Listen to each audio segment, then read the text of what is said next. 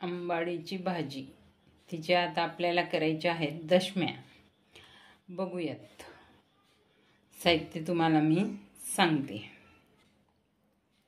भाजी मी स्वच्छ मिठाच्या पाण्यात धुवून घेतलेली आहे 2-3 पाण्याने. आता ती मी कुकरला लावणार आहे. त्यात मी 1 ग्लास पाणी टाकलं.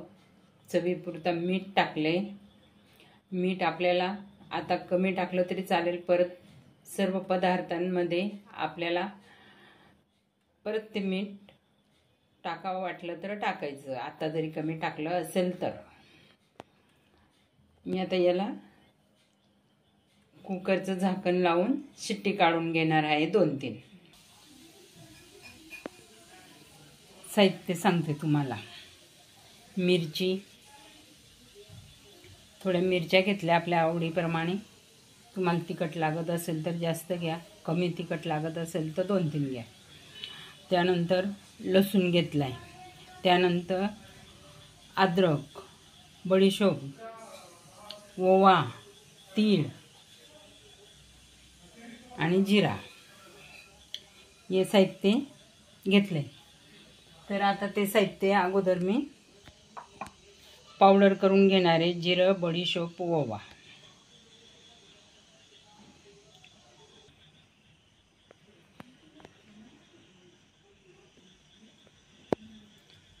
हे पावडर करून घेतलं.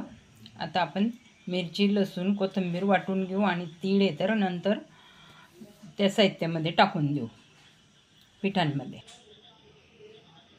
तर आपण ही शिजलेली आंबाडीची भाजी ती मॅश करून घेतली.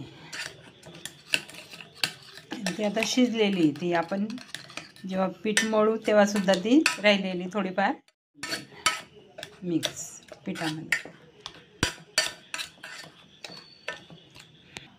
गव्हाचं पीठ घेतलंय. त्याचबरोबर ज्वारीचं पीठ घेतलंय. बाजरीचं पीठ घेतलंय. कुळथाचं पीठ घेतलंय.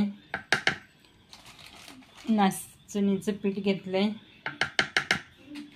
तांदळाचं पीठ घेतलंय. माझ्याकडे हे पीठ होते म्हणून मी ते मिक्स केलेत सर्व पीठ. आता त्याच्यामध्ये तीळ, जिरा, ओवा, बडीशोपचं पावडर आणि नमक हे आपण टाकून देऊ. त्यानंतर ही आपली वाटलेली पेस्ट, ही अद्रक, लसूण, कोथिंबीर आणि मिरच्यांची पेस्ट. आणि आता आपण हे आंबाडीची पेस्ट शिजवलेल्या भाजीची ती पण टाकून देऊयात.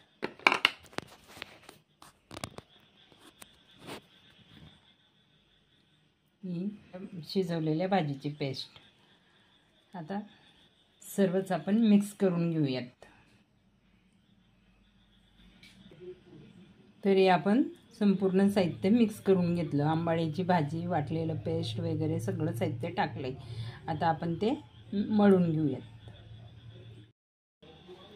हा आपला गोळा तयार झाला. आता आपण दशम्या लाटूयात.